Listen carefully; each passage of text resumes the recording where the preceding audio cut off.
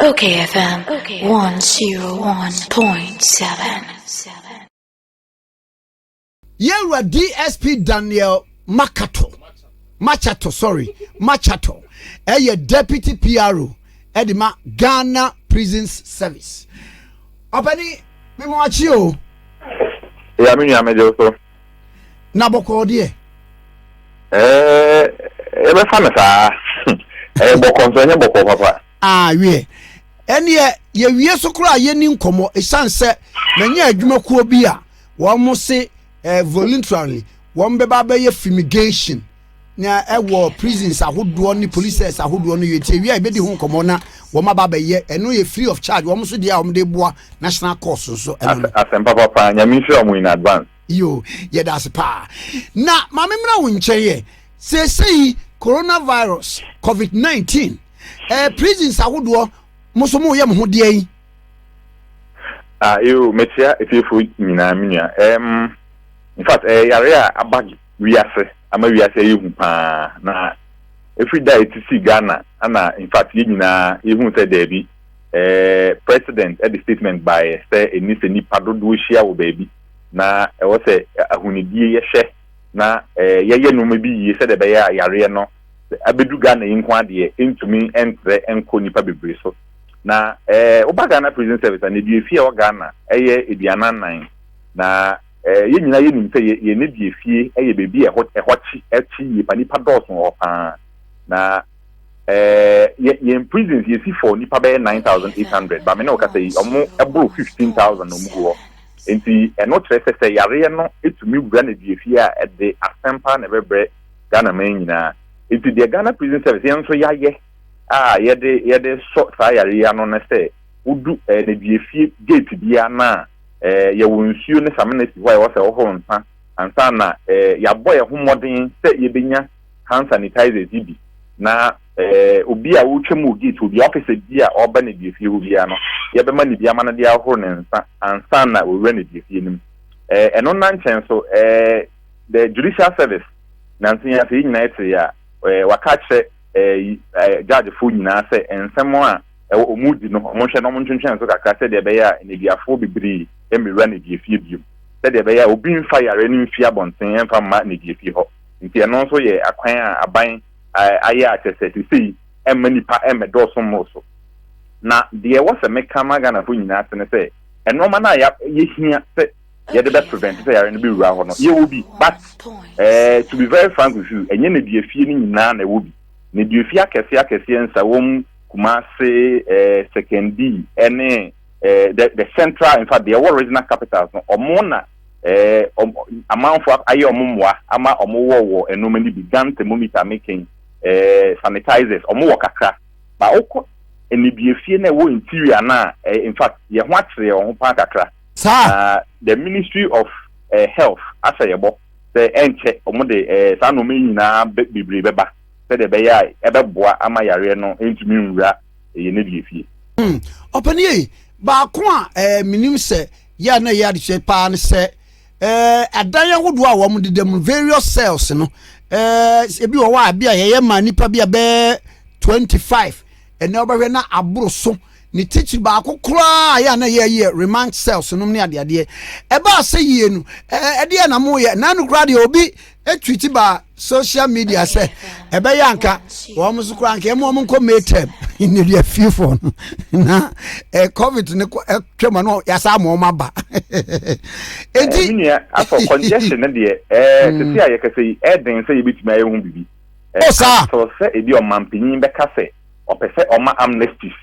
na prison service ye be recommend o mo musu ban ye say o mutia bonten a o mo meye bone wa bonten bium no until president be kasa na de ye mum de ye ni hwe a e wote nti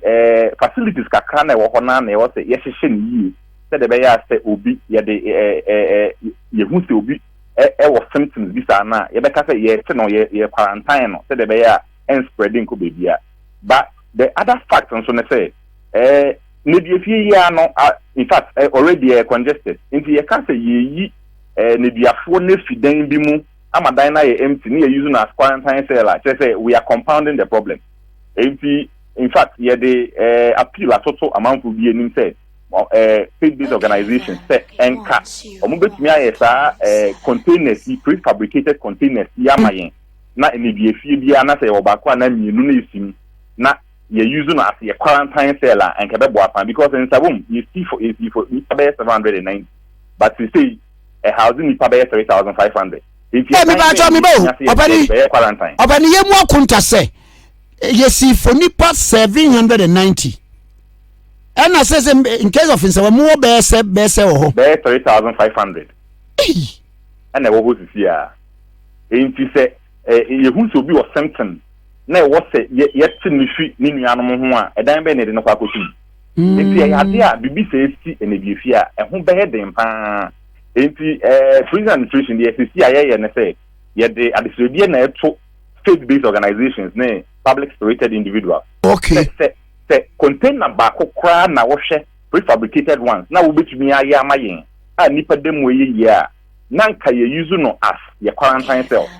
because okay say we yi enebiafo no akobe edan ba kumu ama bebi abeda ho a na say problem na ye hwe se ye beto no ye sama na in fact akoso anesa it we na ka me sunsun me echo the clarion call say amama munsem wo bie association organizations no senka obi ba ye ne duafie moa ne titulu like ensawam na ye benya container bi kura structure bi a ye betimi a quarantine wo bi wo ho se empo wo show symptoms ni bi a nka ebeboa se de be ya one spreading no to other inmates anamboa no krepa aminia because e taka se say prison health is public health ahunidie ne ahoden a wo se nipenye e wo ne biefie ya nhwe amma ne ho asin wenya ahoden wo ne biefie na se yare na be sinsan na dan a mrebu beso a obetwa ne prison term ne bi obefie obefie a ode ba be san ya ye wo fi se nye ne bieni no kwa na de befie a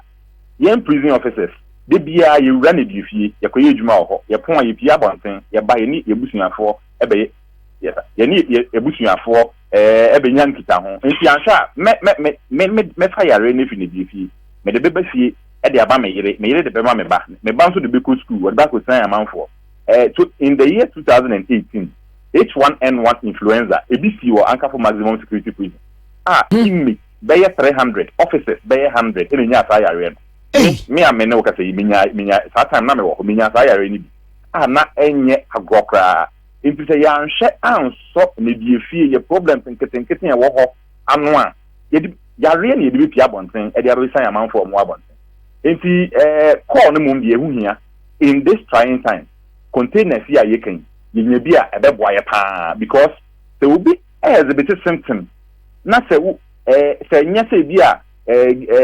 Ghana Health Service ye be from so mo mefa na ye prison service to be very frank with you ye ni hia ye be because you need hospital said the police e hospital obani apart from infirmary ni say obi ni ti dodo no ne honam dodo no e ba critical condition prisons no inside ni muni hospital you need hospital bia in fact saying na British Council adawoma ya upgrade two of ye infirmaries no into clinic status ensawum ana ankafo to see omo they are up to the clinic status na omo makanyina enebiefi akanyina makeshift structures na you use as infirmary into both the next bi na otedan kitwa bi ni nro nyina egu table so in a case like this to see ye here specialized care for your inmate bien ye be into nke ya dey prison ya yanso ye wo ya ye hospital and ka bibi say ya because purpose built into no what the median ne koto a unni strubia say ni ba ko bejane because o show bi a o try ban say 150 years in prison na say wo yare na say wo de ne kwa koto civil hospital a ho security system bi ni wa e be hwe say ni ba ko say wa ya na adwen say wo dwane mpa obejane a bi ne ye be won enti very necessary say prison yen so be nya hospital purpose built a yin say ne biefie ayare sabie ni it is so fortified say ye di obi beto wa onya kwan say wo dwane na wa ba security threat to the nation papa apart from senka mo benya container bi kura ma say obi yare a na we show symptoms of the COVID-19 ye na kwakoto mu no enyam biara apart from that na akade ben biem na mu hia in the wake of this disease akade a yehia ewa bonten e dey fight COVID-19 Ghana Prison Service yehia bi krachen institution bi amemetumi akana sa because apart from the gate of the facility a ya boy homodin nya no na kakra aye manage for now no ugura na die fi ho a officers mpo ye nya bi ebe den e dey akoma na dia for so mo nso mo pambo mo ban wo hu enti hand sanitizer famina Dettol bleach ne sa normal yehia e de bo ahuni die ewa abonten a yenim se ye na sa yare yentumi se enwura Ghana fom no na no mani nyina yehia wo prison enti se amanfo mu tie ni so meye moa ebe bo yie pa because se yare yi ekosi baby se man se Koforidua local prison yisi man nipa 300 ne nipa 900 e wo zisi a e wo fi hu se no matter the precautions ebe put at the gate no okoda ne den masa ya hwehwe ne sesa adinya e den a ode yare ne be maninia den a ode maninia prison officers so be yare ne ya ba fi na se yare ne be tresa see papa na I mean hwa de ba ko na asemienu meti se empanifo se de ne omu didi nkomo omu ba amane se adidie mu nso se immune system no ekofoma eno no yare ne yewa etimi wo pa ayi mu adidie mu nso no mo ba mo ho moden se mbetimi apagya mu yes se siam ne okasei em se Ghana fo bibiri nim sika yede no aduane ma ne die nim bia 180 pesos de bia se anopa na no pe di 60 pesos e wi ade 60 pesos e nyume 60 pesos me ba cho me ba o wo bia wo da prison bia no anopa wo bia ne ye 60 pesos 60 pesos 60 pesos ate enu 1 Ghana cedi enu 1 Ghana cedis enu 1 Ghana cedi e wi asa enyume sa na de aduane obedie no aha enti wo sha immune system ayeka say what you build you know in fact the attempt by prison administrators say you be no aduane e wholesome as if wodi aboni bi anto no but say obenya no soche sa bonten na nam ne ade gumu de nua it is impossible the prison administrator you be no aduane a obeka say di bia no aduane me no aduane na mo if you boy ho mo the time papa na say papa o she minia impossible say bia aduane da bia aduane mbetimi anu ama wo no enam wom and you say na uyi enam siga fi mu a de na beka enti de most of the time na say na biefie bia no prison administration encourage o mo say o mo bedo enti prison agriculture no so ya de asisi boy pa say de aban de beba no ye nyina ye nim say enso nti no ne ye de no a support enkenya saa enka minia de hebeti we ne di fi de enkenya afen papa na se obi da na di fi na e wo se ye hye mame se fi no boni na se biane e obedi empo ehon ye den a afutuo ben na de be ma ne se me pese wo so san obetisa ohu ne se ya da bonten ye nwene omo eti de bia mo da ne di fi aboni ne wo mu tim se mo de me abehye ha na me yare amu ntumi nhwe me kom de bia me se bia me da ya asem biane a bi asem eti obi abonten ba ansha on the same free body nti ansha jin body no di bi ababonten na wa be yin ho akire wo papa medasi anopai pa na mesu mekoso abodawuro no ne se ye nso a ye nsem wo bie akwaku a wo nsem wo bie no ne ade wo mfa wo ni hwe me wie nso a mefrew na admaku a wo so person be fumigation no ye didi hu nkomo ne ahwe senia yesu nyina nso betime aboa COVID-19 aba obi wa aduane bi mpa wo momode no fana ne nche ne dua fie ahodo na wo nyina ntime mmoa niema ahodo a eye niema disinfectants no ne ade ye nyina ye mfa nko na edasebo a obi nim daache baabi a obi ebekwa akwa den ekwa kopi etipani uja ye kwa akra ne sen